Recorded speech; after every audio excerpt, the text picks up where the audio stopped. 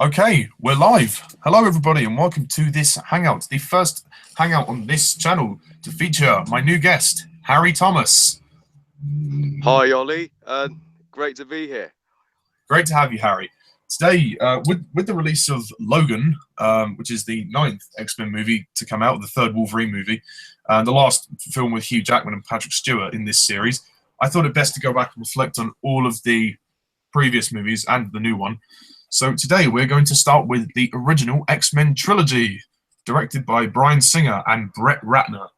So we'll start with the first movie, X-Men, which was released in the millennium year 2000. So, Harry, what do you think of the first X-Men movie?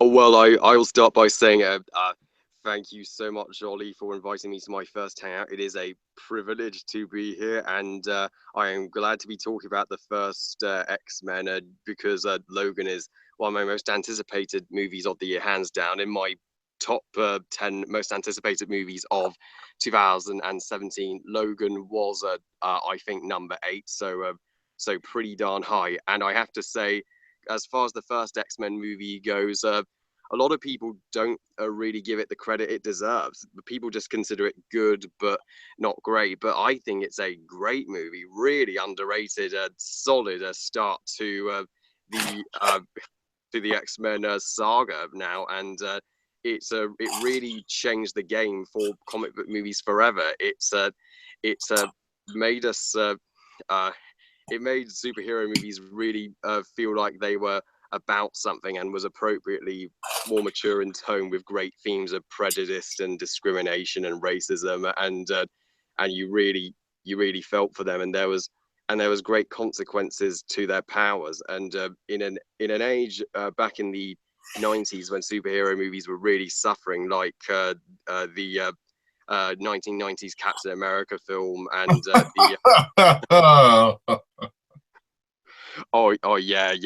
it was terrible, especially the 1994 Fantastic Four. Oh, God. Don't even go there. But Oh, yeah, Batman and Robin as well. oh, Batman and Robin. Oh yeah, considered one of the worst movies ever made, and I for should good have just reason. called the movie Batman and his dick because that's what it was about. I'll I'll say it was it was literally about Batman and Robin uh getting horny for Poison Ivy. And the back credit card. Oh my God. yeah, biggest middle finger to Batman I have ever seen was the back credit card. Oh, shit, Macca. I know. Well, thank God, the original Batman series, concluded with that movie. But yeah, but yeah, this first X-Men movie and Sam Raimi's first Spider-Man movie, I think, were at the time the best comic book movies ever created. They I changed agree. the oh Sorry, yeah they sorry, sorry to interrupt you. Mind if I just say, what was different about these two films is that Spider-Man was more of a homage to the old classic sort of campy superhero movies, but it didn't take itself too silly, or it took itself seriously, but it also had fun. With X-Men, it's not too serious. There's a charm to it, but there's a great deep story to it. Like it's a bit more serious. It's a bit more engaging, and there's no buffoonery. I mean, the outfits are they really strip the outfits down to just black leather suits.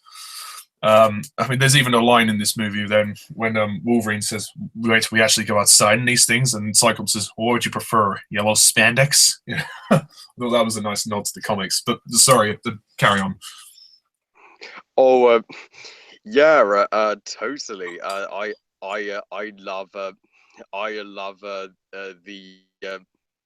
the addition of the black leather outfits. It gives this film an identity and differentiates itself from other comic book movies where it's all about the costume. As, like you said, in Spider-Man, it was all about the costume. And without this first X-Men movie, we probably wouldn't have the Dark Knight trilogy, nor the MCU, nor the DC EU now.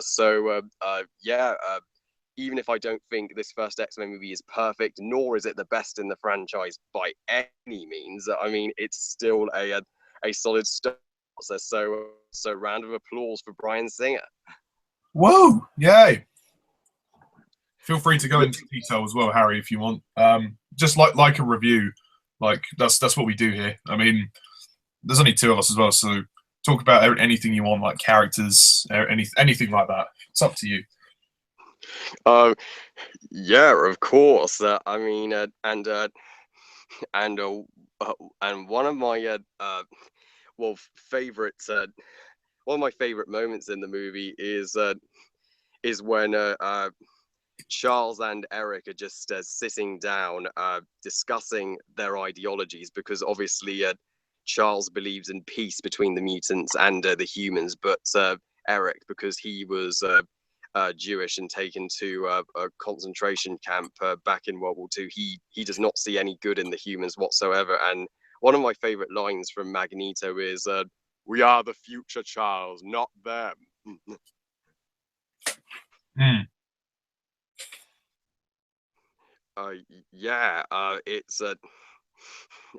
Yeah, it's incredibly powerful. I mean, you mean the X-Men characters here are so three-dimensional and relatable. You buy into everybody's motivation, including the villains.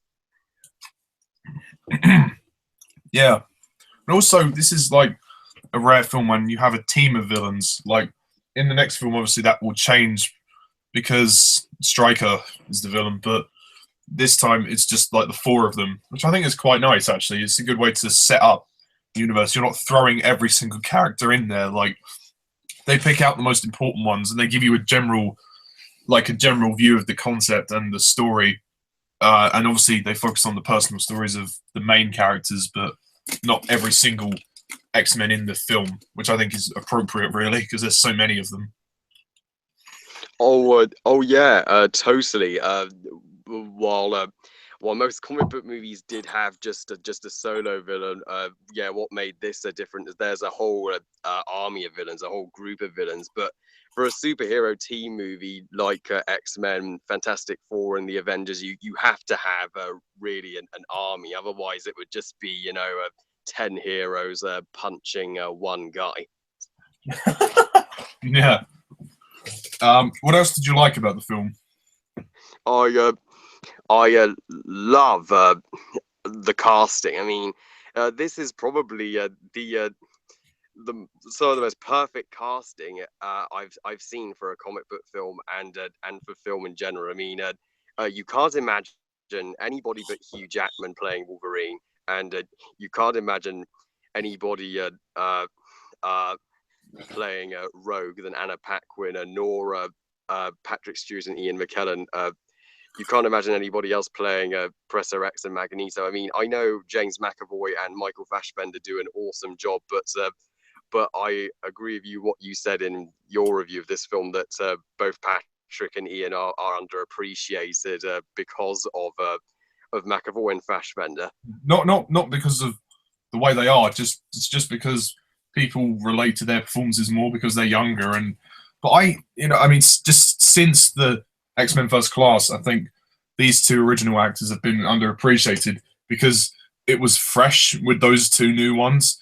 I mean, we'll get to them in the next hangout, but for this original trilogy, these two were the basis of the ideologies of the stories and these characters. They define them, so that can't be underappreciated. I mean, I think Ian McKellen's Magneto really, his particular character changes quite a bit in the next movie, but we'll get to that in a bit. But as for the first movie, you really get an insight into their conflicts. I mean, you understand why Magneto is the way he is because of the opening scene, but you understand Charles respects his ideology, but he doesn't agree with it. He just wants people to coexist. He's more open to it. Wolverine couldn't give a shit about it, but Magneto is like, no, we must destroy the humans because of something personal that happened to him. So it's a very interesting conflict, and also they expand upon it in X-Men 2, which we'll get to in a sec. But I think the drama's excellent. and it works well with the action scenes as well. Yeah, absolutely. I mean, the drama and the substance here is great. This is an example of a superhero movie that's a substance over style, since they save most of the action until the third act, even though the action that we did get is great. But I'm so happy that this film, for a change, chose to focus more on character, particularly Rogue. This is the movie where she definitely gets the most development, and we really follow it along through her. And I love the bond between her and Wolverine, and I really felt for Rogue as well, as she's really struggling to control her powers, since if she does touch somebody, she could literally kill them, and which that must be really hard to live with. I think she's the character that you feel the most sympathy for, and you know, her journey throughout the trilogy, I think, is really interesting, and Anna Paquin plays her really well because she's just innocent. Like, she's just this young girl. She doesn't particularly. She's not. She's not one of the extraordinary ones. She's just somebody who's really insecure, and that's great because that's so relatable. And that's the the scene at the beginning where she kisses her boyfriend, and he goes into like a some kind of fit or something. Because he's like choking or something. She's freaking out emotionally, and I really feel sorry for her. She's struggled a lot, and obviously in X2 she gets with Bobby, and then in X3 she's offered the chance to have a cure. So her story really is interesting, and her journey. I really love her journey. But for this movie, coming into the film through her eyes, completely makes you see the bigger picture of this story. That it's not a big fantasy with superheroes. Which it is, but the central of it is the theme of insecurity as well, and discrimination and racism and all of that, and also the scene with Jean when she's talking to the senator in the big conference, and he's basically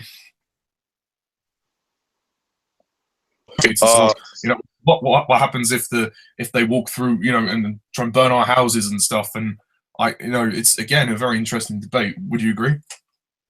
Yeah, it's an incredible debate, a debate which neither side is particularly right or wrong. You get where everybody's coming from. Mm.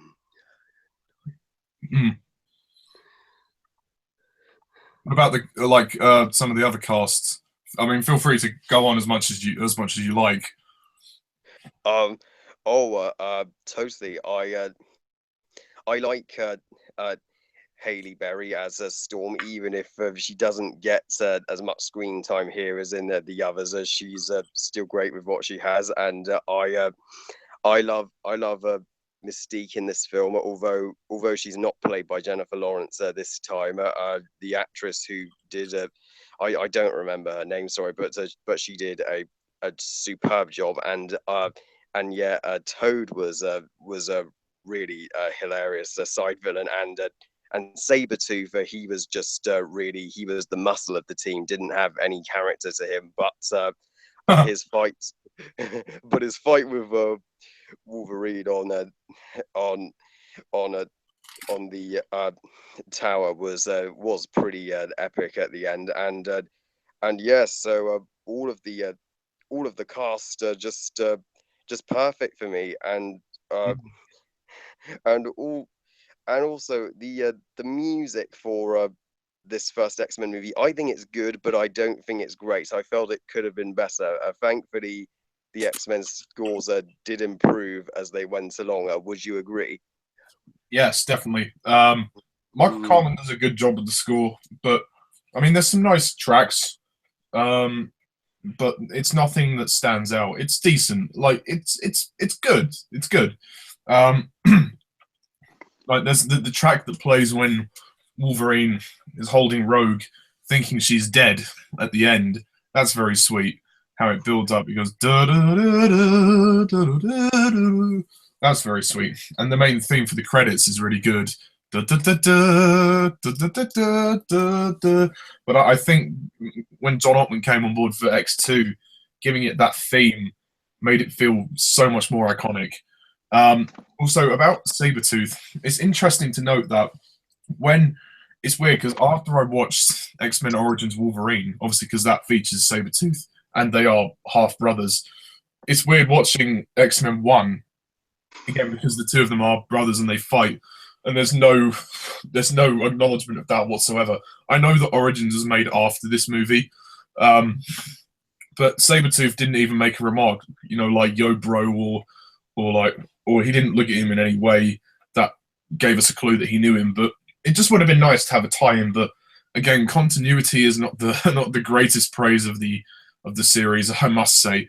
But it's just a minor quibble. But would you agree? Have you seen Origins? Yeah, I regret to say I have seen Origins. Oh God, when I get to that, trust me, that's gonna be a fun rant. I mean, oh yeah, yeah, Sabretooth, surprisingly in that movie, did have more character there than he did in this one. I can't believe that. I'm honestly mind blown by that. And yet, this is the better film. Exactly. Um, Also, I don't know if you'd agree. The scene when Rogue is stabbed, that was quite intense. Yeah, that was devastating. That had me gasp. I wasn't ready for her to go yet. So yeah, that was really intense. I mean, X-Men I think was one of the first comic book movies to actually get a rating above U and PG, to be rated 12A and PG-13 in the US. So it really aimed.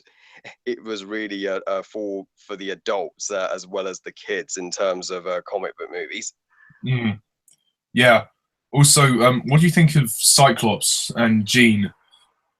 Yeah, Cyclops and Jean are great. So I loved seeing their romance gets a bit development and starts in X-Men Apocalypse, obviously, and seeing it here is great. I love the whole love triangle between Jean, Cyclops, and Logan. It's superbly done throughout the series. Mm, excellent. Do you have any criticisms of the film? Um, yeah, just very minor. I do feel that the the film, because it's the first in the series, it does have to take a lot of time to set up the characters and the universe, and so that's why most of the action is saved towards the end, and all and all. Yeah, that's pretty much would be his only nitpick with it. But X-Men 2 really improved that, where they could just get straight to the action and not have to worry about setting up the world anymore. Yeah, would you say that's a fair criticism? I would, yes. I think also X2, I'm just calling it that for abbreviation, benefited from being a longer film as well. I think X1 should have been at least 15 minutes longer than it was because it does. I think at times it struggles to juggle all of the exposition, if that makes sense. So all of the setup that they have to do sometimes it gets a bit crowded. So having 15 more minutes would have stretched out a little bit, and I think it would have made the film just feel a bit more rounded because there are times when it does feel a bit not rushed but a bit quick. I think it needed to at points slow down because they do throw quite a lot at you. But yeah, I would say that's fair criticism. Do you have anything else to say? And if so, would you like to say it and give a final rating for the film? So yeah, I while X-Men 1 isn't quite perfect, it and I do think it's a very underrated and overlooked, underappreciated comic book movie that changed the landscape of comic book movies along with the first Spider-Man, and is a fantastic still a fantastic starter to a marvelous 10 film, if not now 11 film saga, and I can gladly give it a 9 out of 10. Would you say that's about right? Yeah, well, I'm going to talk about my overall thoughts of the film and then give my rating. That's normally the way we sort of do it here. We just let one person talk about their entire opinion, and people can dip in with their opinions when and where.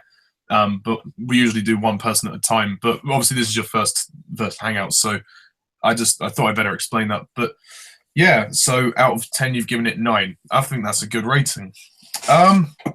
Yeah, X-Men 1. I pretty much agree with you. It's a great movie. It's a really great movie. It's I know it is starting to look a bit dated now by this point, but to be fair, it's not as dated as some of the campy fuckfests that we've had in the past. So to name a few that you mentioned earlier, I think what's important is the story. Bryan Singer has grounded this story in reality. It feels real, but at the same time it doesn't, and I think that's what's interesting. The themes of prejudice, racism, discrimination, and excuse me, and the insecurities that surround that are all very interesting. I like the characters, and I think they are the heart of the movie. The fact that they all conglomerate as this big family, I think that's very interesting. I mean, we're told this story through the eyes of Rogue and obviously Wolverine, but Rogue is a very good character. She gets less to do as the series goes on, but her journey through the original trilogy is very nice. For this film, like I said, her first scene is very dramatic when she kind of accidentally hurts her boyfriend when she kisses him, and that's an emotional scene. And then obviously she meets Logan, and she forms a bond with him and everything. So, and seeing her go through all of these personal struggles is very interesting because she's not extraordinary. She's just a normal girl with something that is life-threatening to other people if she so much as touches them. So, yeah, it's that's very, very complex, and I think it adds a lot of drama to the story. Of course, you have Wolverine, played by Hugh Jackman, or Logan. I mean, this guy. Sorry, I've got the sniffles. This guy has been playing the role for 17 years. I mean, wow. He has not lost his mojo whatsoever. I agree with you. I mean, he looks older, obviously, but he's really enjoyed it, and he really he brought the character to life in the first movie, and he's awesome in the action scenes, and he basically just gets the character. His accent is also really good because he's actually Australian, so it's funny that when you hear him in real life, it sounds so much different, but he does the voice of Wolverine very well as the physicality and the claws look awesome as well, and he has some really good action scenes with Mystique as well. He has a great fight with Mystique and Sabretooth. I really like those fights. Excuse me. You also have two legends of Ian McKellen and Patrick Stewart in the role of Xavier and Magneto. They are fantastic. Whilst, yes, the new ones are very good as well, these two defined it. They set the templates, they defined the roles, and they made them their own. And throughout the trilogy, you see how their relationship fluctuates because of ideologies. And that was always very interesting for me, how they both got different ideals. They both respect each other and as friends, but they don't agree with one another, which I think is very interesting and something obviously that they've continued throughout the series, even with the newer, even with McAvoy and Fassbender. Who else? Oh yeah, you got Scott and Jean. I was going to say Scott, Cyclops and Jean. Cyclops is good in this movie. He has some interesting moments with Wolverine when he says, "Oh hey, it's me. Prove it. You're a dick." Okay. That was funny. And when he says, "Oh, Logan, stay away from my girl," there's some interesting tension with the love triangle there. Jean is always a character I found fascinating because of her well, inabilities to control her powers. And obviously, this is something set up for X-Men 3, which we'll get to shortly, where she can't control her powers, but she's a telepath. She can read people's minds, and we get flashes of Logan's past into how he got the claws and everything. And then you got Halle Berry as Storm, who really doesn't do anything. At least not in this film. She gets more to do in X-Men 2 and 3, which is good. But for this movie, she's just there. They just introduce her. I don't know whether she's trying to do a sort of African-American accent at first, but if she is, it's not very good, because mostly she just comes out American. And I think the new Storm in Apocalypse sort of at least gave the character some origin, by giving her the accent. Definitely you saw, okay, she's kind of from Africa and everything, so that makes sense. I want to also talk about a character which you didn't mention, was the Senator Kelly. He's the one who's basically leading the campaign against the mutants, and he obviously pays the price for that by them turning him into a mutant. But his body cannot take the gene. Like his body adapted and takes a mutant gene, but it rejects it, and he turns into like this pool of water, which is interesting. He has an interesting death scene. And he starts to realize that maybe not all of the mutants are as bad as he first thought, but he obviously dies, so there's not much resolution after that. And Bryan Singer does a great job directing this movie. It's quite a difficult task to accomplish, but he did really well. I mean, he took the most important characters and grounded them, and the story was pretty simple, and the climax was great, on the Statue of Liberty. The fight sequences are great. I love the stuff with Toad as well. Toad is funny. The villains are actually good here. I think they're great. I mean, they're a great team of villains. You have, Mystique, who's, well, naked. She's sexy. She's naked. She's also badass. She kicks a lot of ass. I don't know how the actress, I can't remember her name. I don't know how the actress managed to survive all of those makeup days. And same with Jennifer Lawrence. I don't know how they both suffered the long days of getting the makeup done, because they would have had to have painted over all of their bodies. So that must have been quite embarrassing at first to have to sit through that. But I'm sure that, because it looks worth it, because it looks good in the end. And I don't think in the comics they had her completely naked. I think she did wear a few clothes, but not many. And obviously they decided to basically sex her up and give her no clothes whatsoever, which is also probably another reason why the movie's rated 12. But that's beside the point. Who else? Sabretooth. Yeah, he's basically the muscle. He basically is this big idiot who just kind of growls like. He doesn't really do anything significant apart from fight. He obviously gets more development in X-Men Origins Wolverine, which is kind of sad when you think about it, really. But yeah, also the music score, it's fine, it's good. I don't think it's anything Oscar worthy, but it's good enough. There are some memorable tracks to it, but I don't think all of it is great. I think the score will improve in the next movie, significantly actually. And again, I feel the movie's too short. It's just way too short. It should have been 2 hours long, like another 15 minutes, because they, for some reason, which I can't fathom, they can't seem to juggle certain things. Like certain characters, you kind of like, hang on, wait, step back a bit. Let me just, they throw Iceman in there as well, just for a small scene.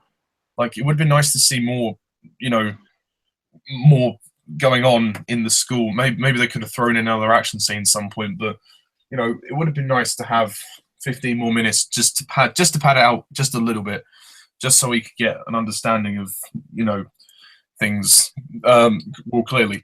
But overall, this is a good movie, and it was a really good movie, and it revived the superhero franchise and grounded it into the drama genre as well, which I really appreciate. Has some great solid performances, great action, a good story, and it definitely showed that superhero movies could be serious and dramatic, as well as campy and goofy. So I'm going to rate this one an 8 out of 10. I would love to give it a 9, but I don't know, 8 for me. I just can't give it a 9. I also love the ending scene when they're playing chess in the plastic prison. Um, and when he says, "Oh, it doesn't ever wake you in the middle of the night," and it's obviously building up to a massive war, which will happen in X-Men 3. But yeah, no, it's all good. It's all good. So we now move on to what I think we can agree is the best movie of this trilogy and possibly the series, X2 or X-Men 2 or X2 X-Men United, whatever you want to call it. I'm going to call it X2. So Harry, what do you think of X2? Well, Ollie, I love X-Men 2. I love it. It is certainly the first comic book sequel that proved that that that sequels can be great. I mean, while it isn't quite greatest comic book sequel of all time anymore, it has kind of been surpassed by Spider-Man 2 and The Dark Knight, obviously. But for its time, it was clearly the best. Although I while I do think it's certainly the best of the original X-Men trilogy, I wouldn't quite call it my favorite X-Men movie. That this may surprise you, but my favorite X-Men movie is actually X-Men Apocalypse. Oh, really? Yeah, yeah, believe it or not, I think it's that underrated.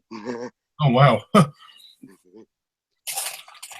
Oh yeah, yeah, X-Men 2. The reason why this stands above the first X-Men is while while the first X-Men had a lot of exposition and setting up this universe, this film doesn't have to worry about any of that. Like most sequels, it has the advantage of getting straight to the action. I I think it's much better paced. It's the perfect running time, and there's so much. There's The first film had great action, but this film has even more great action. I mean, especially the one action scene that really stands out is the night crawler fight scene in the White House. That's just epic.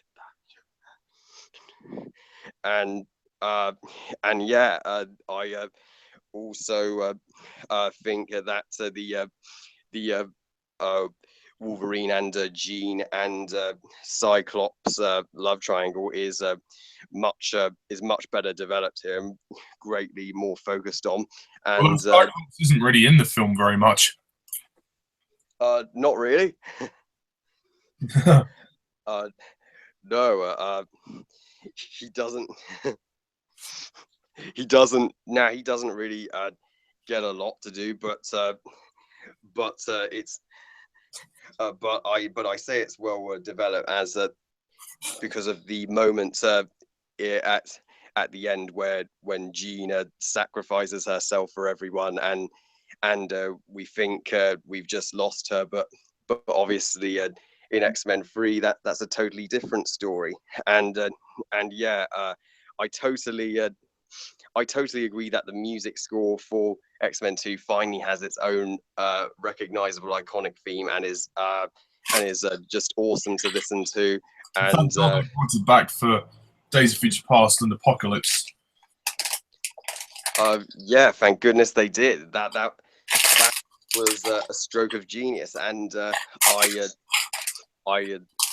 and I love Mystique in this film. I mean, if you thought she was great and sexy in the first film, she's even better and more sexy here with the scene she has. And while while and Storm gets more to do here, which is great. That's a definite improvement over the first film, and I and I overall just I love this movie, even if it isn't quite my favorite X-Men movie. It's certainly in the top 3 X-Men films with Days of Future Past and Apocalypse, and it's proved that comic book sequels can be as great as they are if done correctly. So yeah, X-Men 2 for me, I can gladly say gets an easy 10 out of 10. Ollie, what would be your thoughts on this magnificent sequel? Wow, that was very quick. Yeah, well, X2 is quite possibly my favorite movie of the series. Yeah, it's that good. Um, I love it. It does everything a sequel should do. You know, never has the phrase "bigger and better" been more aptly used. I think it's bigger and it's better, and it works because of that. The first movie had a good time establishing this world, and it did a good job for the most part. Um, excuse me. X2 is able to just throw you in, and like the opening action sequence does that very well. There's more character dilemmas. Rogue has now got a boyfriend. She's with Iceman, who he gets some good stuff in this film as well. He gets a lot to do, and his tension between Logan as well is interesting. I mean, but also he's trying to accept the fact that Rogue has well her difficulties in in being able to sort of physically touch him, which is obviously quite difficult and emotional. And we also go to his parents' house, which is interesting. I also really like the character of Pyro. He's very interesting. He's like this rebel. Like he's a bit of a cocky so and so. He's a bit full of himself. He's kind of dangerous as well because he manipulates fire, and I always find him interesting how and his conversion to the bad side as well. How he doesn't really give a shit about about the X-Men. How he's just kind of there. He kind of doesn't have a purpose until Magneto kind of gets in his head and says, you're a god among insects. Don't let anyone ever tell you different. So that was really something I really liked. Wolverine is great as well. Hugh Jackman, again, flawless performance. You can really see he's starting to really fall in love with Jean, and I love their moments in this movie. There's a great scene when they're outside the jet, and and then she's like, girls flirt with a dangerous guy, Logan, and he's like, oh, I could be the other guy. And he's trying to flirt with her, and she's kind of responding, but she's kind of not. I don't know. She's very conflicted about how she feels because she's obviously with Scott, Cyclops, I should say, and then Wolverine tries to flirt with her, and she kind of falls for the bad boy and stuff. But so she's kind of slowly becoming more interested in him. And there's a funny scene also when Mystique comes into the tent and tries to have sex with Logan as Jean when they start having a bit of a smooch. And then he sees her scar, and then he's like, "Oh, for fuck's sakes!" That was a funny scene. And then she transforms into Stryker, and she says, "Oh, what do you really want? I want you to get out." that was good. But yeah, there's some interesting character dilemmas here. Also, the character of Stryker. Now, this guy is a great villain. He's possibly my favorite X-Men villain. This portrayal as well. Brian Cox plays him in this movie. He is absolutely brilliant. He's so underrated, honestly. This guy was the perfect guy to play him, and he has a very interesting view on the mutants and humans. His son, obviously Jason, was a mutant, and he blames Xavier for all of the problems that Jason caused, like the death of his wife, and his wife committed suicide out of the struggle to help him. So there's that conflict as well. Like he wants to destroy all the mutants because he feels they're a danger, and he feels like that Xavier killed his son. So that's a very interesting dilemma. And also, Magneto still has his view of wanting to kill the humans, whereas Charles just wants everybody to coexist. So now you have a three-way conflict, which drives the drama of this movie. That was what was clever for me, how it expands on the drama of the first movie, even more so with Stryker. And and also he's linked to Wolverine as well, with the fact that he gave Wolverine his adamantium claws. So we learn, it's funny, this movie is a better origin story than the actual film X-Men Origins Wolverine. That is the sad thing about it. Would you agree? Oh, yeah, absolutely. I couldn't have put it better myself. Yeah, it's sad, but that's the truth. The whole 2 hours the whole hour 45 minutes of X-Men Origins does not compare to the sheer 10-15 minutes of this movie, which explains Wolverine's origins like that. It's like, how do you even? How do you get it that bad? But anyway, and there's a great scene when Wolverine he goes into the lab and he realizes that he's starting to remember everything, and how it was very dark as well. The moment when he finally got his claws and there was blood all over him and he was naked and he was running out of the door of Alkali Lake, which they kind of redid in Apocalypse because of the new timeline. But we'll get to that in the next hangout.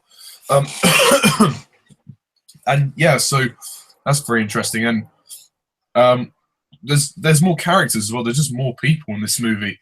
And also Xavier, Patrick Stewart, he does a good job. Ian McKellen does a good job. And so you've got Pyro, Iceman. So there's a lot of new characters, and the action sequences are awesome.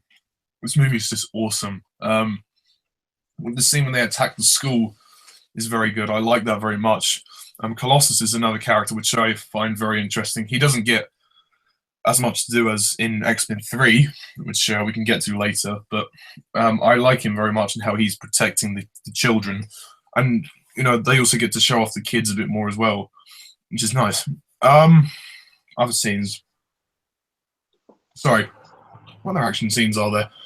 There's a moment when the professor is captured by Magneto, and then Cyclops is also captured. Oh, Lady Deathstrike. I forgot to talk about her. Deathstrike. She is really weird. Like Kelly Q plays Deathstrike. She's just basically the female version of Wolverine. She has adamantium, like, nail claws, I guess you could say. I don't know how to describe it. Like nail claws? Yeah, exactly. Nail claws. I almost forgot to mention her. Yeah, that fight between her and Wolverine is probably one of the best, and most exciting, best film fights in any superhero film. I would go that far. I agree. Yeah, it was really brutal, and it was great the way they kind of just like threw each other against the walls and everything, and then he manages to kill her by overloading her with more metal. And when she falls down on the bottom of the water, you could hear her head just clonk, like dong, and like, oh blimey, she's had a real dose. I also really like Jason, like just the concept of his mutation, the fact that he is an illusionist. He can create visions, and he deceives Xavier by trapping him into Cerebro to try and kill all the mutants. The story is so good, and it's so clever, and you're just watching it, and it's just so intense. Like, all the stuff at Alkali Lake is also really good. Not just because it goes back to Wolverine's roots, but also the fact that the central climax of the story takes place there. Also, other characters like Storm, she gets more to do, which is great. Nightcrawler as well, he's a new character. He's really good. Alan Cumming plays him really well. And, little fun fact, in the comics, Nightcrawler is Mystique's son, although they never make a real explicit point of stating that. They have a little scene between the two of them, and obviously in Apocalypse they're in the same scenes, but it's never really sort of stated. It would have been nice to sort of have a bit more confirmation into that. My understanding of it is that she had a fling with Azazel from First Class, and then they had a kid, and then she sent him off to the Munich circus, but that's my understanding of it. It could be wrong, but I don't know. I haven't read the comics, so if anybody does know what actually happened, do correct me. But he's a great character, and the fact that he's actually, you think at first he's like this, creature, but he's actually very pure and soulful. He has a religious side to him. He believes in God, and that's a very interesting thing. I didn't expect the series to go down that route. Like the idea of faith coming into play, like right and wrong. Like he was somebody who was out of control. He didn't mean to hurt anyone. He just wants to be at peace with God, and he feels that because of the way the society views mutants, his only friend is the Lord, and that's a really interesting story. Would you agree with Nightcrawler's story? Yeah, that is compelling to actually add faith with a comic book character. Yeah, Nightcrawler's storyline. It's so relatable because I'm Christian. I believe in God, and I totally related to him. Mm, yes, and the fact that he forms a nice relationship with Storm as well. Um, you know, he understands. He's not. He understands how the world works because he's like, most people are afraid of you because they won't believe what they see with their own eyes. They're always afraid of what they don't understand, and that's a view that is interesting. Now he kind of actually sets Storm's mind at rest as well. He kind of says to her, "Look, yes, society fears us and hates us, but you know, most they just don't understand us. They don't believe what they see. Whereas we know who we are, and he teaches her to sort of just accept the way she is, like without bothering about anybody else's opinion. So that's a strong dynamic there. I also love the scene in Iceman's house when we meet his parents because we get to see another viewpoint. We get to see a very interesting viewpoint from the perspective of non-mutants. So his family, how his family react to the fact that their son is a mutant. So that was good. Like when he freezes the cup of tea, he says, "Oh, I can do a lot more than that." And then the cat. Well, I mean, it was funny when the cat just licks it as well. That was a funny moment when Wolverine took the beer out of the fridge, and the cat started licking his claws. I thought that was quite funny. When his brother goes a bit mad though, calling the police, and then Pyro gets his moment to shine when he burns the policemen and police women. I thought that was a really excellent scene. Would you agree? Yeah, that was really dark. I mean, this movie is it's certainly more mature than the first film, and yeah that was uh so excellently done. Yes, I'd agree with that. And there's also a great aerial action sequence where they're trying to escape the US military, and Storm uses her powers to get them in tornadoes, and then Jean has to lock the missiles down and try and destroy them.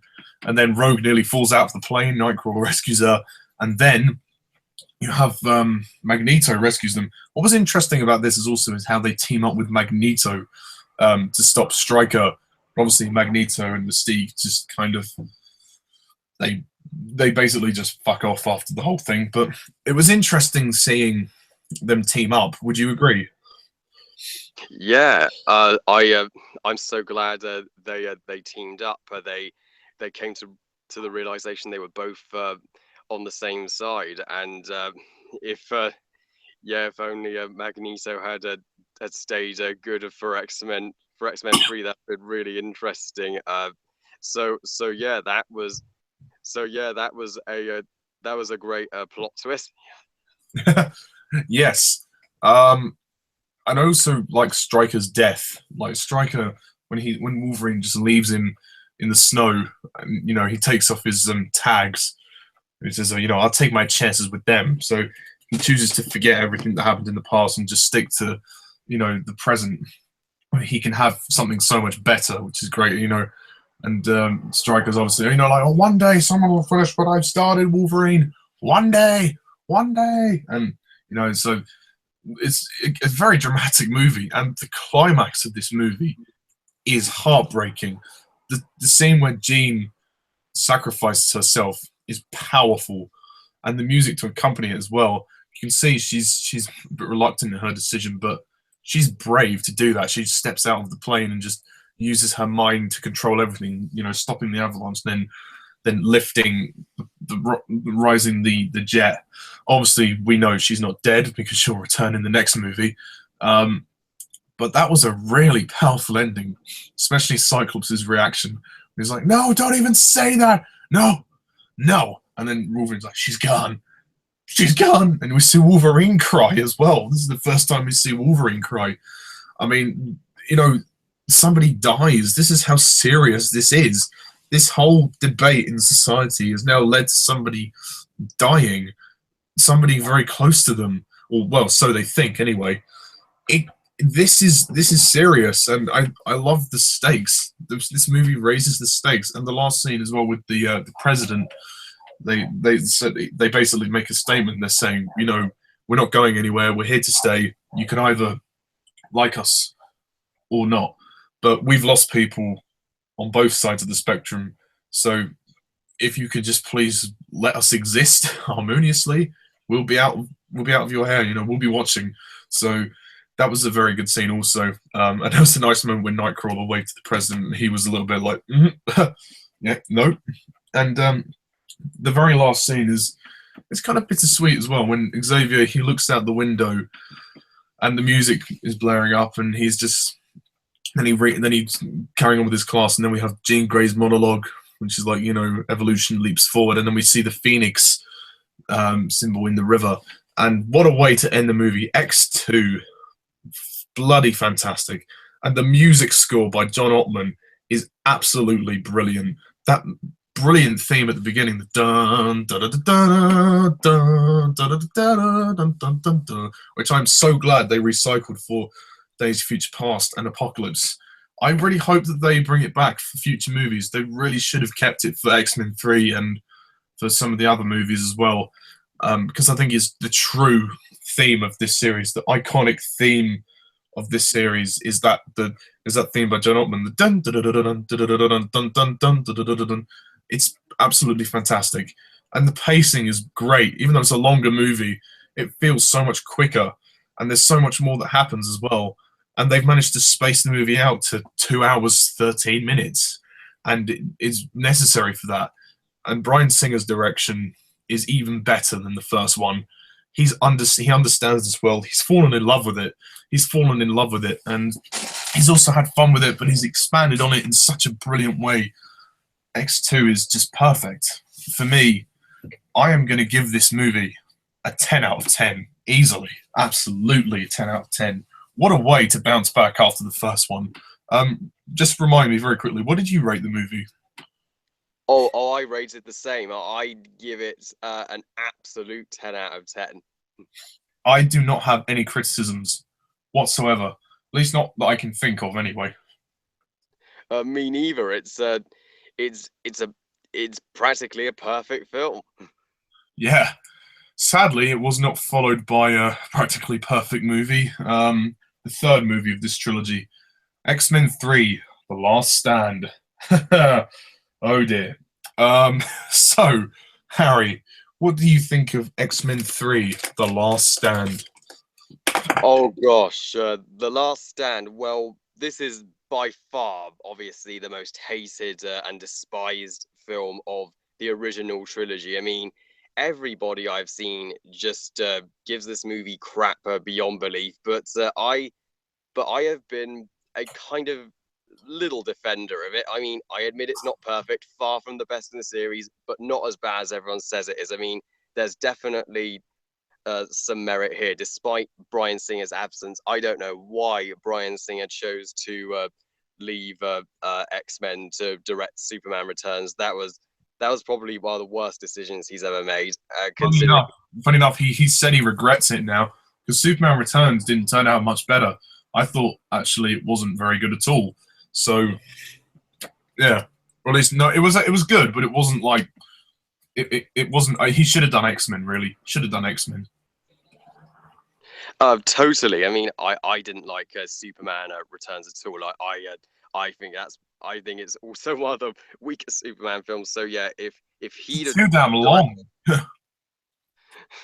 oh yeah, I'll say, and even yeah, yeah, even though Bryan Singer should have totally directed X-Men 3, I mean, look what a fantastic job he did with the first two, and a near perfect job with X-Men 2. If so, obviously expectations going into The Last Stand were near impossible, just like expectations were near impossible with The Dark Knight Rises after The Dark Knight was such an absolute masterpiece. So yeah, so X-Men 3, even though it didn't live up to the hype, even though Brett Ratner doesn't have, he really struggles to know what he's doing. But uh, uh, but he tried. The result is a flawed but in somewhat I think decent conclusion to this trilogy. I mean, the opening with Jean as a little girl in the Grey House with Charles and Eric, I think is great. So that's I'm glad this film focuses more on Jean than the previous two. I think that's an aspect of it that really gets overlooked. But why was Angel in the opening? Why the heck is he in the movie? I mean, you I could mean, I have understand why he's in the opening because that is the moment where his dad looks and goes, "Okay, that's when we need to make the cure." I got that, but it's just the rest of his inclusion in the movie was pointless. I mean, because if he hadn't seen his son like that, he probably never would have made the cure. Would you agree? Oh yeah, actually, that was a good motivation for his dad. I mean, his his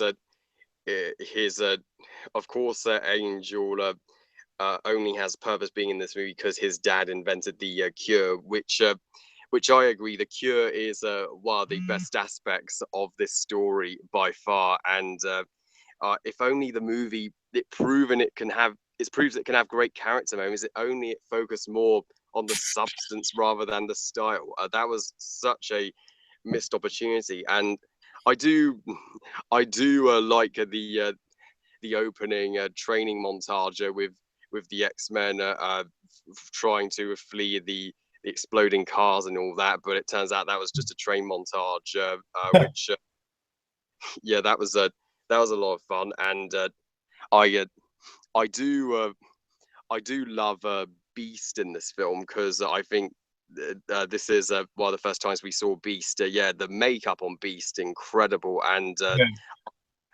oh yeah, and I love I love I still love the performances in this film, even if they're not given as good a script to work with as they were in the first two. All the cast do Can I their ask best. a question? Yeah, of course. In regards to Beast, do you feel that Kelsey Grammer gets overlooked now that Nicholas Hoult has taken the role for the new trilogy? Yeah, he's totally forgotten about. I mean, Kelsey Grammer was the Beast for his time, and he still looks like the Beast literally stepped out from the comics. So yeah, totally overlooked performance. And uh, as for the even though this is probably the weakest story wise of the trilogy. As for the villains, I think the villains here are superb. I mean, I love Magneto. Ian McKellen goes all out in this film, and He kind of takes on like a Hitler kind of speech as well. oh yeah, when he's standing on where he's standing on top of the rock with his army, and he's like, "They wish to cure us, and I say we are the cure." That's a good impression. Oh, thanks. Yeah, and yeah, and yeah, he definitely is like Hitler, wanting to just wipe out all all non-mutants, and he will not tolerate this cure whatsoever. The and I love Pyro in this film. He's like Magneto's sidekick, and Vinnie Jones as the Juggernaut. Yeah, he's absolutely cheesy, and you can't take him seriously.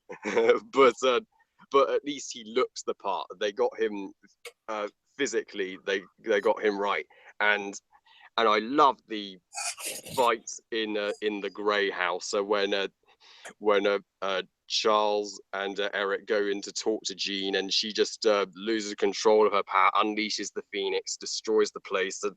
That's so powerful, And I and say the obviously, music for that scene is awesome. oh yeah, incredible. That really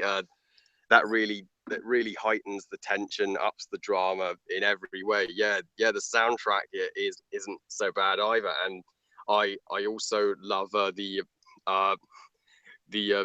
of course the love triangle between a Jean, a Cyclops, and a Logan, even though Cyclops is barely in the movie because he gets literally killed off in the beginning after the lake scene when Jean returns. That was And for one reason only. He wanted to do Superman Returns with Bryan Singer. absolutely, yeah, I can gladly say that too.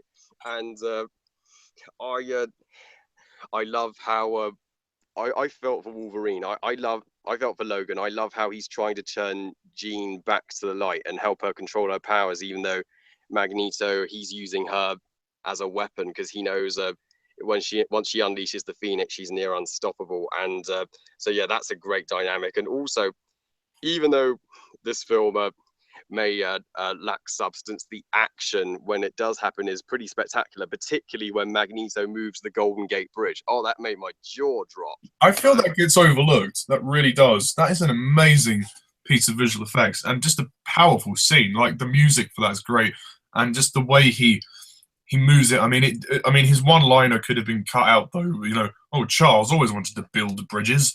I thought, you know, no, that's not necessary. He wouldn't say that. It's not like his character. It was just, but it was a brilliant moment that he moved it all that way. Would you agree? Yeah, that is one of the movie's defining moments. Underrated comic book a spectacle for sure. And the and I so love the team of heroes. I love how a Storm and Iceman really team up to even though the guy who invented the cure is not technically on the side of mutants, they're protecting him anyway because they're protecting Charles's ideology of peace. And the final battle, it's I well, I have mixed feelings on the final action scene. It's interesting how but it is really creative when Magneto just is throwing cars at the soldiers and Pyro's just lighting them. Oh, that's pretty cool. And In chest, horns go fast. oh yeah, yeah, classic Magneto one-liner there. And I although yeah, Angel was totally unnecessary in this film, but but he did serve the purpose of his dad making the cure and saving his dad at the very last second. But after that, we never saw him again for reasons. And the moment and the moment when Logan has to bring himself to stab Jean, it made me cry. I didn't want him to, but he knew he didn't have a choice. It was the only way that he could just. That is an amazing scene. Like it's, I mean, I have to hand it to Brett Ratner.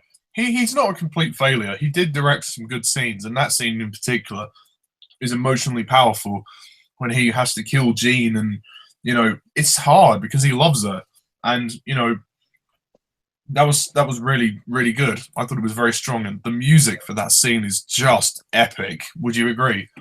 Yeah, epic. I mean, this soundtrack, as the soundtrack for X-Men 2 is Oscar worthy, totally snubs. And yeah, so yeah, the end of this movie really brought me to tears. And after that, and yeah, so X-Men: The Last Stand overall far from perfect, definitely the most flawed of this trilogy, but I would not call it the worst X-Men movie by any means. We'll get to that one in the next live hangout. Lol, but yeah, so even though flawed, it still has a more merit. In fact, I actually think there might be a bit more to like about The Last Stand than there isn't. Surprisingly, the hate it gets is a little undeserved, and so decent conclusion to this trilogy. But so glad they did a rebooted trilogy to improve upon it. So yeah, I am gladly going to give The Last Stand a good 7 out of 10. So Ollie, what are your thoughts on The Last Stand?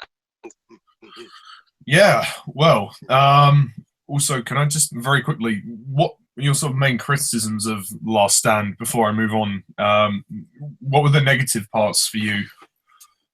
Um, well, well, after Charles's death, which was very upsetting and powerful, they just quickly, after that, they move on to a very comedic romantic scene between Iceman and his love interest. I thought that really felt tonally out of balance. Would you agree? Yeah, I mean, it was a nice scene. I could see what they were trying to do. He was trying to comfort her after Xavier's death, but well, or death.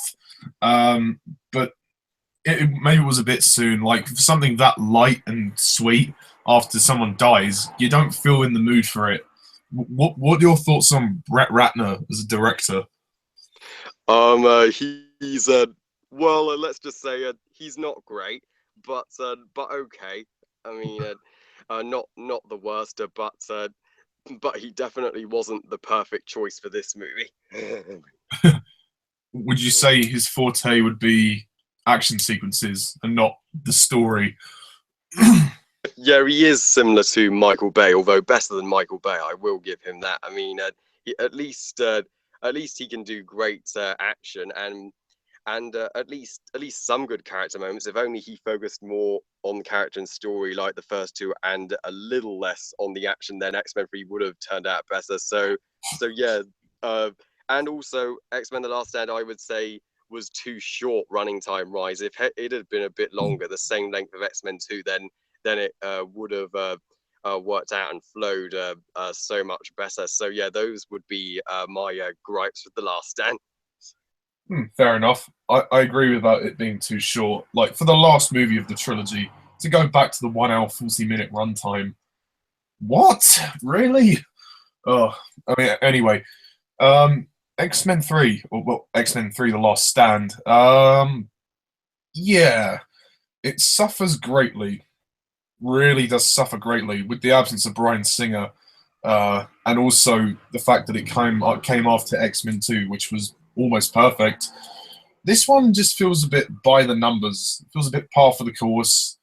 It has some good stuff in there. I do think there is a sufficient amount of good in X-Men 3, but it's just overshadowed by the bad stuff. The first of which being the fact that they hired Brett Ratner to direct the movie. Oh God.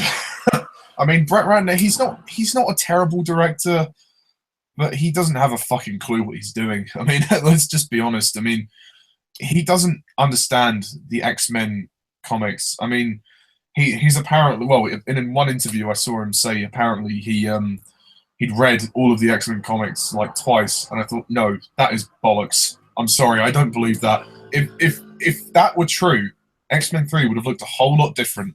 So that was a load of BS. Sorry to say that, but I think that was terrible. But X-Men 3 is certainly not bad. I think there are some good ideas in there. I don't think it deserves the universal hate that it gets. I love the concept of the cure, and that works very well preceding the events of the first two movies. So that was a good central plot, but they don't develop it very well. Brett Ratner doesn't know how to juggle the dramatic moments. He keeps the film at an action base, which isn't really the best move. I think, I mean, they tried to do it with Angel's character, but it didn't fit the movie. It didn't have any place in the film other than the opening scene, which really was nothing. Like, if you're going to have Angel in the movie, have him in it more. This is why I say make the movie 2 hours long, because then you have enough time to develop all the characters. But the concept of the cure is interesting because there's going to be different opinions on it. Some people are going to be offended by it. Some people will want to take it, and some people won't give a shit about it.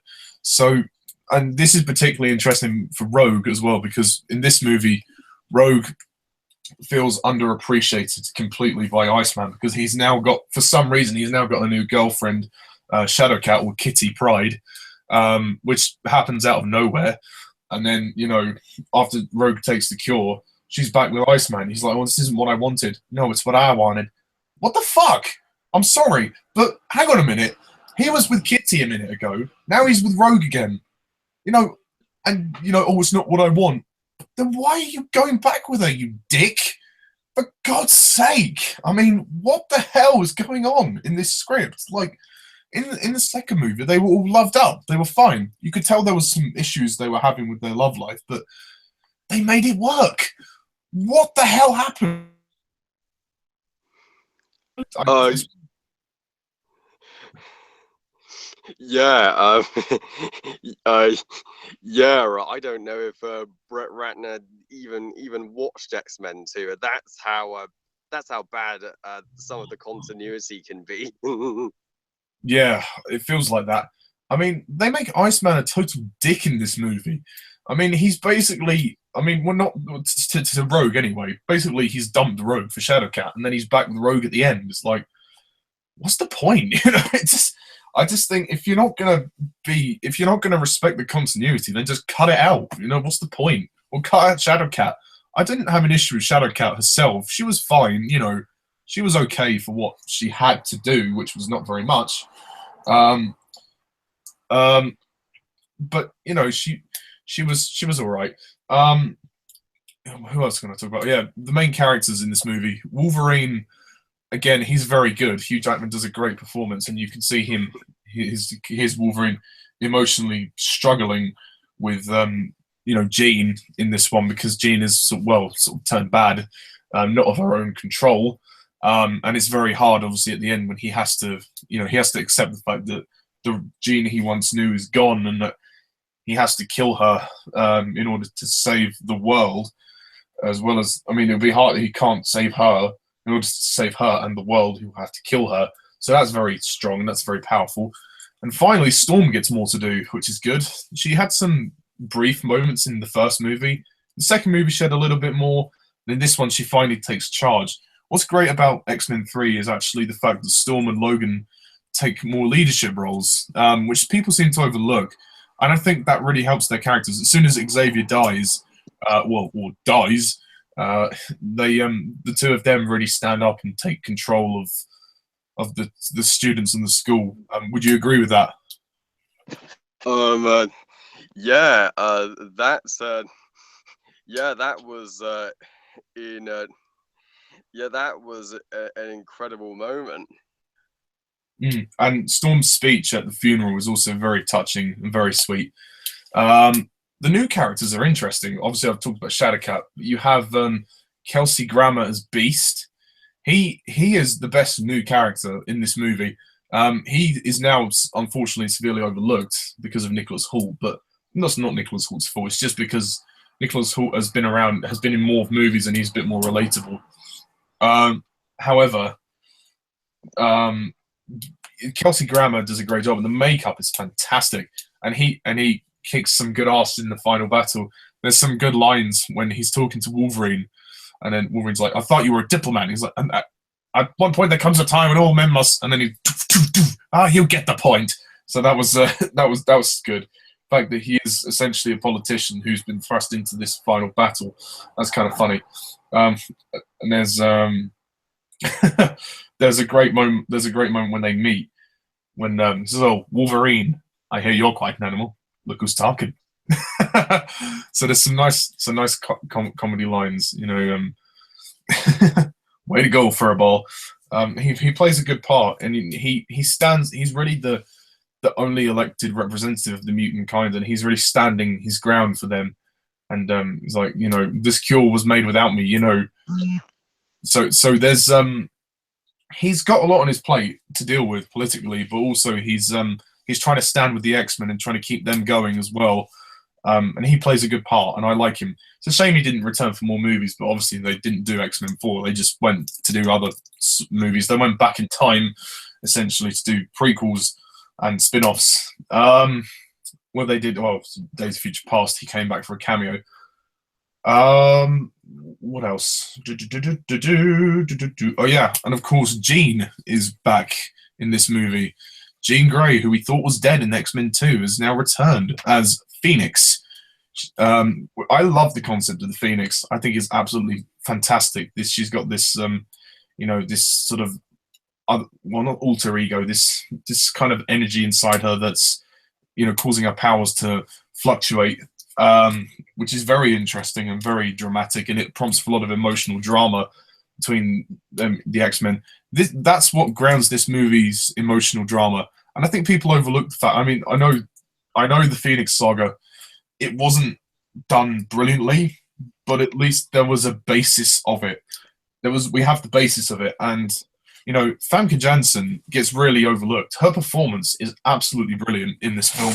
This is her best performance of Jean slash Phoenix. I mean, she obviously made the decision to go back and forth between Jean and Phoenix to show the emotional struggle. I think that was appropriate. I don't know whether that was a decision on Brett Ratner's part or whether that was her decision, but either way. And yeah, like when she comes back, that's a very nice scene with her when she reunites with Scott. Sadly, Scott is the most wasted character in this movie. Why was he even in the movie? You were just going to kill him off. Why is he in it? You could have just. I mean, it was nice to show him struggling with the death of Jean, but if you were just going to kill him off, what was the point? You could have just. Or if you were going to kill him off later on in the movie. Like, he could have just, I don't know. I don't know what could happen. I know the actor was committed to Superman Returns, but I suppose at least they had him in there. But they could have used him better. It might have been more powerful to have Scott be the one that killed Jean, but again, I don't know what would have worked better. The only one scene which I found really weird was the sex scene in the lab. Yeah, what was that? It was very passionate with Logan and Jean. Would you agree? That was a bit out of place.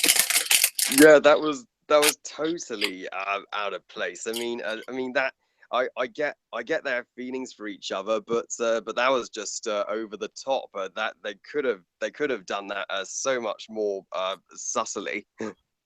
Yeah, because he's running his hands down her legs. She's running her hands down him. It's like, ugh. They're snogging the faces off each other. It just doesn't feel right. I mean, Bryan Singer would never have allowed that scene. Oh God. I mean, again, Famke Janssen does a great job at showing the struggle she has trying to maintain her powers, and that's really cool. Also, Magneto is great in this movie. Ian McKellen does a great job. He does take on kind of a Hitler-esque role, but he's finally formed his brotherhood. He's got his army, and he's going to take on the X-Men and humanity to fight for their place in society. It's like, the cure was basically the last straw with him. It was like, okay, so you've got this cure. You basically say you want rid of us. Fine. We're going to retaliate. We want rid of you. People don't give enough credit for the story. I mean, I know the story isn't as polished as the first two, and understandably so, because of Brett Ratner. Had Bryan Singer directed the movie, the story would have been much more fleshed out. It would have been much more dramatic. I mean, it is still dramatic. It has its moments.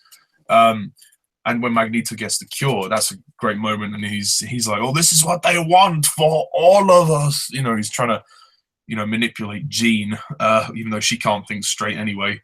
The definite highlights of this movie are the action scenes. The action of this film is superb, and I mean, for nothing else, X-Men 3 offers the spectacle. You get big budget Hollywood action sequences. My favorite action scene probably has to be the fight in Jean Grey's house. It's just so brilliant. I mean, I have to give Brett Ratner credit where it's due. He can direct some things, but it was just stitching the narrative together. That was where he had trouble. There's certain scenes, the odd isolated moments where he can direct, like the scene in the house with Jean, Eric, and Charles, and then like they've got the two of them trying to talk around, and he's like, look what happened to Scott. You killed the man you love because you couldn't control your powers. And then she's like, no, stop it! Crash! Everything goes bang, and the music for that scene is great. I love how it builds up from an action scene into Xavier's death scene. It's fantastic the way that's directed, because the way they're looking at each other, trying to, get in each other's heads when he's like, Jean, let me in. And then then she levitates him. I always found that to be really powerful, that moment. And she raises the house as well. And again, also, there's some other great action scenes, like the forest fight is good.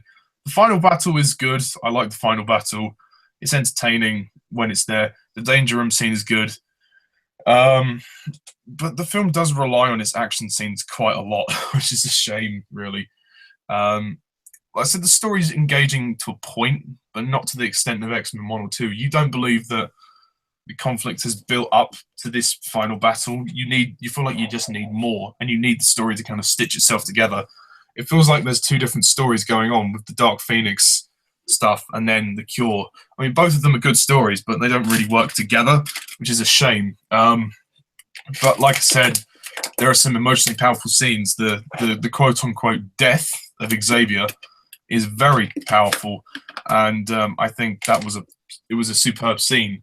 And obviously the finale of the film, the climax, when Wolverine has to kill Jean to save her and save the universe. I mean, the dialogue is a little bit cringy. Like, he's like, "You would die for them? No, not for them, for you, for you." And she's like, "Save me, I love you," and he just stabs her.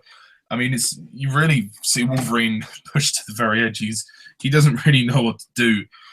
Would you also say, there's a scene with Storm and Wolverine when he's packing his stuff, he's going to find her in the forest, and then she's trying to stop him. Do you think, when Logan says, when she says, "Oh, because you love her, don't you?" Do you think Storm has a bit of an interest in Logan? Do you think Storm has an attraction to Wolverine, or is that just me? Well, I guess in some way it's another girl trying to prevent a guy from meeting another girl. So I see what you mean. I'm not sure if she quite loves him, but they have a very brother and sister kind of relationship and bond in this film. Yeah, I suppose I could see it from that point of view. Pyro's also very good in this movie. That's another character who gets overlooked. I know for all the characters that Brett Ratner fucked up, he didn't fuck up Pyro. Pyro did a good job, and his fight with Iceman was great. And they take on each other. I mean, Pyro's just a dick in this movie as well. When he says, "Oh, you're in over your head, Bobby. Maybe you should go back to school." I thought that was interesting. And then, bangs on the head. Never should have left. And Pyro's really determined to just prove himself to Magneto. Also, one of the more sadder moments was when Mystique got the cure, and how Magneto just leaves her. He just leaves her there. It's like, "You're not one of us anymore." And even though Mystique was a villain, that's quite a sad moment. And then she realizes, "Oh, he never cared about me. Oh, shit. Well, thanks for that." Even though the scene itself was random, it was like, why the hell did she get the cure? It was completely pointless. It was completely pointless. There's a lot of characters who are wasted, Mystique being one of them, and Angel. Oh, God. I mean, the actor was fine, but what the fuck? I mean, like, his dad invented the cure, so okay, I understand the motivations, and, he didn't. Surely when he was a kid, he would have taken the cure when his dad would have tested the cure on his son, wouldn't he? But then years later, he's got his wings growing back, and he decides he doesn't want to, he doesn't want to change now. He wants to remain a mutant. What the fuck? What the fuck? You completely changed the point of the opening scene. He wanted to get rid of his wings because he felt insecure. Now, he feels so insecure that he doesn't want to get rid of them. What? When did he change his mind? When, Brett Ratner? When did he change his mind? I'm so confused. What the hell? Then he flies out the window as if nothing happened. And then he comes to the X-Men. And then he just stays there until the end of the movie. And when he rescues his dad, he's like, "Oh, I forgive you for trying to put the cure on me." It's like, well, it just doesn't make any sense whatsoever. It's the little moments like these that really annoy me. Because this movie had potential. It had potential to be amazing. It was just directed by the wrong person. Oh, God. I mean, also, this movie's way too short. It's just way too short. It's, 1 hour, 40 minutes. I thought we learned from the first movie that 1 hour, 40 minutes is not enough time for an X-Men movie. You need 2 hours to fully expand and explain everything. But Brett Ratner couldn't be bothered. He likes his short movies, so who knows? I mean, so the very last shot of the movie is interesting when Magneto is playing chess on his own, and then you see the little chess piece move ever so slightly, and then dun dun dun dun dun, cut to credits. I will say this: the soundtrack is amazing. I love the score by John Powell. I wish they would have used X2 theme in this as well, but other than that, the music is absolutely fantastic.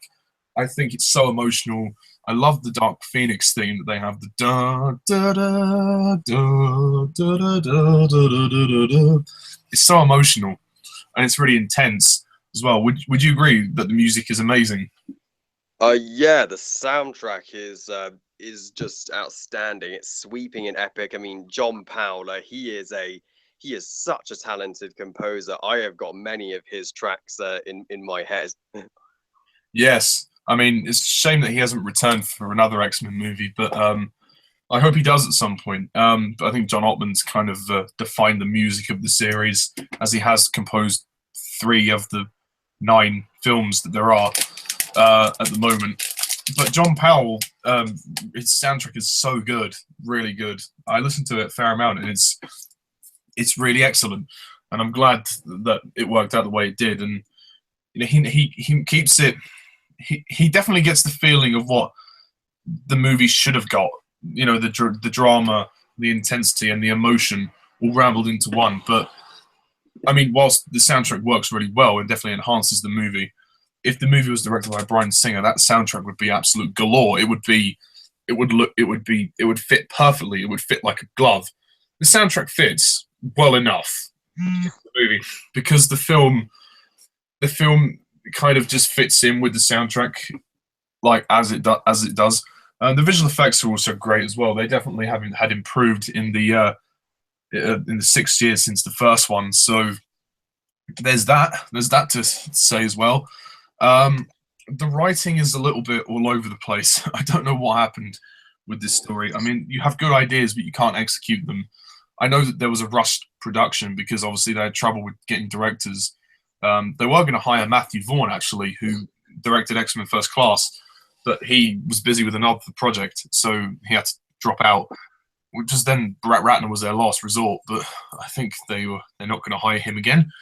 And yeah, I mean, overall, it's as big as spectacular as you like. It's emotional. There's some nice moments in there, but it is disappointing to quite a degree, and it's the weakest of the trilogy by far. But I'm going to give this movie. I will say that it's okay. I'll give it a 5 out of 10. I can't really give it any more than that because it does disappoint in a lot of areas. But I don't think it's absolute crap like everybody else says it is. But it's all right, but it could be way better. So yeah, that's it from the X-Men trilogy. So Harry, what do you think of the trilogy as a whole? Overall, I think the original X-Men trilogy, it's a great trilogy. Not perfect, not the greatest comic book trilogy or cinematic trilogy ever, but a great solid trilogy and beginning to this great saga, especially those first 2. Even if the third did kind of disappoint, I still like it a lot more than most do. So yeah, there's definitely way more merit in this trilogy than there isn't, and I'm glad that after Origins Wolverine they decided to do another rebooted trilogy. That was so yeah, Ollie. What what are your thoughts on the original X-Men trilogy? Yeah, I really like it. I mean, when I was younger, the X-Men was definitely the thing that got me into superhero movies. I think it was Spider-Man and X-Men were the ones that got me into superhero movies, and I always loved the X-Men concept and the idea. The first 2 movies definitely showed me that superhero movies can be bold and dramatic. They're not all people dressing up in costumes, you know, people fighting. You know, there's more to it than that. There's a story and there's substance, which I like. The third movie sagged a lot. It did disappoint on many levels, but there was enough. There was some good in there for me. There were some good moments. So it does let the trilogy down a little bit. But it was at the time. I mean, when I was a kid, those 3 movies were the ones that really showed me, wow, okay, this is another superhero movie. This is a different style of superhero movies, and I like that. I like that a lot.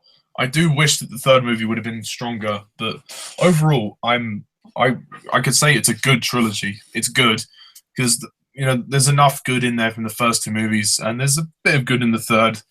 But again, it's not. I'm not really huge on it.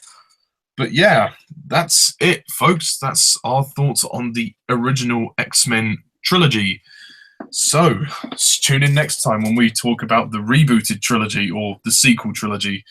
I can't say sequel trilogy because they're not sequels, are they? The rebooted trilogy. So I'll say that. Where we talk about X-Men First Class, X-Men Days of Future Past, and X-Men Apocalypse. So, Harry, is there anything you'd like to say before we close off? Awesome. Thank you so much for inviting me, Ollie. I've loved every second of reflecting with you on this trilogy, and yeah, I agree. X-Men is one of the better comic book franchises, as it's actually about something. It's not afraid to differentiate itself from other comic book movies, and I cannot wait to give my thoughts on the rebooted X-Men trilogy, because I personally think that is probably an even better trilogy than this original trilogy. So yeah, I will see you then. Yes, see you then. Thank you for coming on board. It's been great to talk about it. So, anyway, guys, thank you all for watching and listening. I'm Mr. Toddus11. This is Harry Thomas, and see ya.